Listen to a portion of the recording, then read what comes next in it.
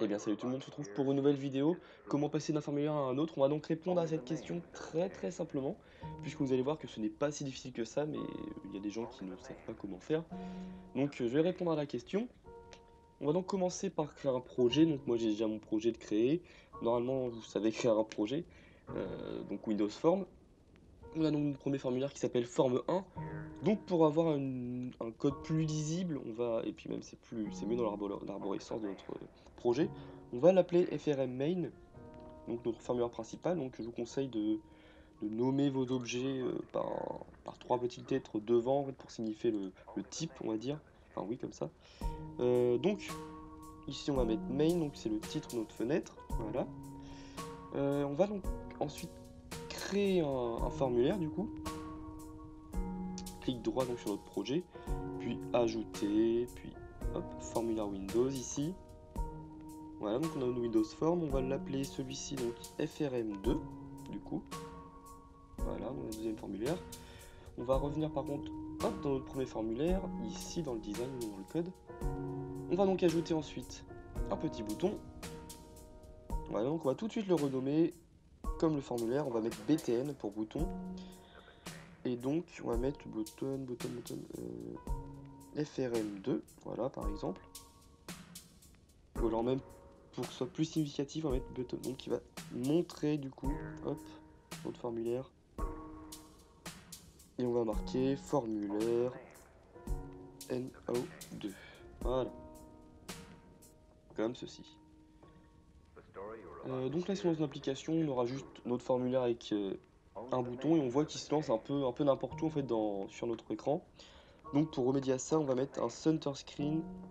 Comme ça, on aura toujours notre formulaire qui se lancera au centre de l'écran, donc c'est plus agréable à voir.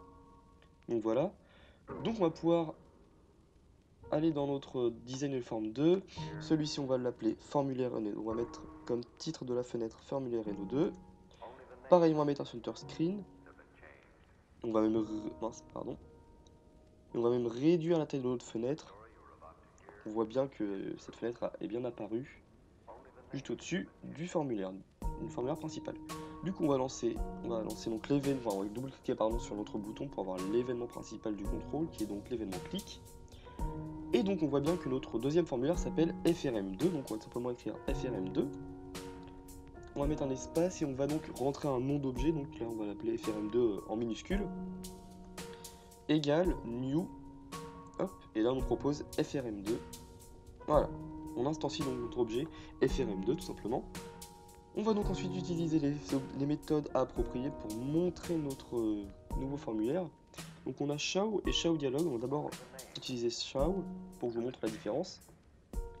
Et donc à partir de là, on aura bien évidemment la réponse à notre question du coup.